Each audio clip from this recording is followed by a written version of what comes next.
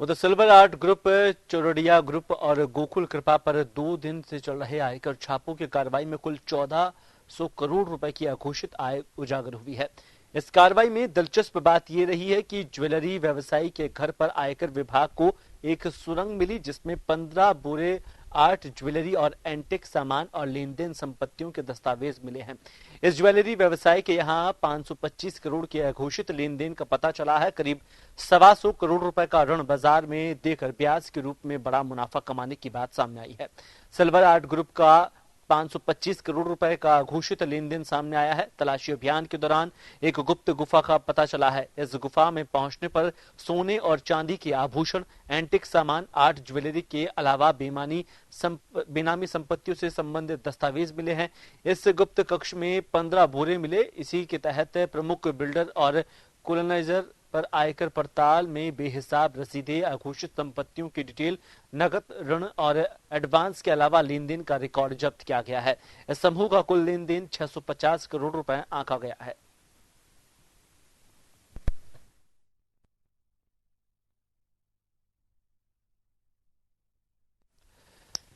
और इस पर ज्यादा जानकारी के लिए हमारे जन टीवी संवाददाता विवेक हमसे जुड़ चुके हैं। विवेक, आयकर विभाग के 3 बड़े समूहों पर इस तरह की कार्रवाई, एक बड़ा जो आंकड़ा यहां पर देखने को मिला है अघोषित आय का, क्या कुछ इस पर आयकर विभाग का कहना है और किस तरीके से इन संपत्तियों को देख रही हैं?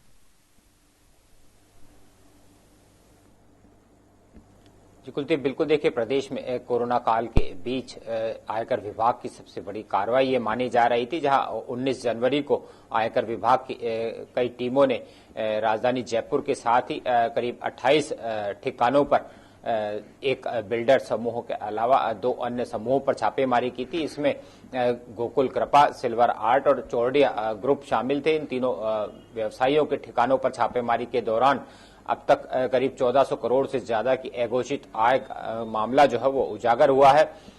कोरोना काल के दौरान स्क्रूटनी के दौरान इन फाइलों में वित्तीय लेन देन में गड़बड़ियां सामने आई थी, जिसके चलते ये छापेमारी की गई थी। करीब 200 आयकर विभाग के अधिकारियों और कर्मचारियों की टीमों ने 28 स्थानों पर छापेमारी की थी, जिस दौरान बड़ी मात्रा में बेनामी संपत्ति के अलावा नकदी, वित्तीय लेन देन, ज्वेलरी, प्रॉपर्टी संबंधी दस्तावेज बरामद किए गए थे। और जांच के दौरान अब तक 400 करोड़ रुपए से ज्यादा की बेनामी जो है घोषित आय का उजागर हुई है। जो सिल्वर आर्ट ग्रुप है उसके एक ठिकानों पर एक गुप्त सुरंग मिली थी, जहां 15 बोरों में छिपाकर रखी गई सिल्वर और गोल्ड ज्वेलरी के अलावा एंटिक आइटम और लेन देन संबंधी कई दस्तावेज, प्रॉपर्टी और निवेश संबंधी दस्तावेज बरामद किए गए। यहां से हार्ड डिस्क और पेन ड्राइव्स भी बरामद किए गए हैं।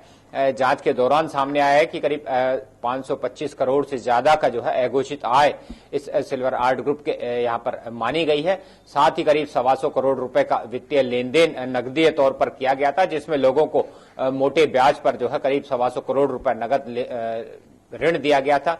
वहीं 2 अन्य बिल्डर डेवलपर्स के ठिकानों पर छापेमारी के दौरान 650 करोड़ से ज्यादा की अघोषित आय उजागर हुई है, जहां पर भी करीब 200 करोड़ से ज्यादा का जो है इंदिराज पैसों का लेन देन का इंदिराज बुक में नहीं किया गया था।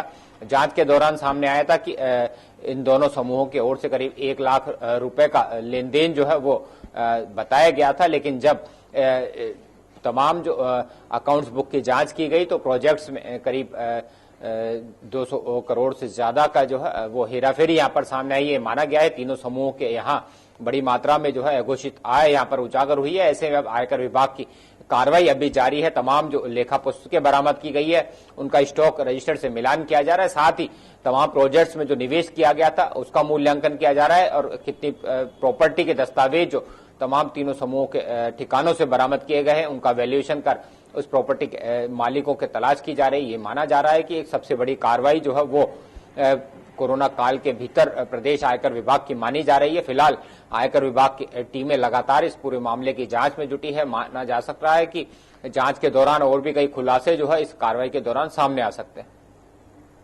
जन टीवी की लेटेस्ट अपडेट पाने के लिए हमारे चैनल को जरूर सब्सक्राइब करें और नोटिफिकेशन पाने के लिए बेल आइकॉन दबाएं।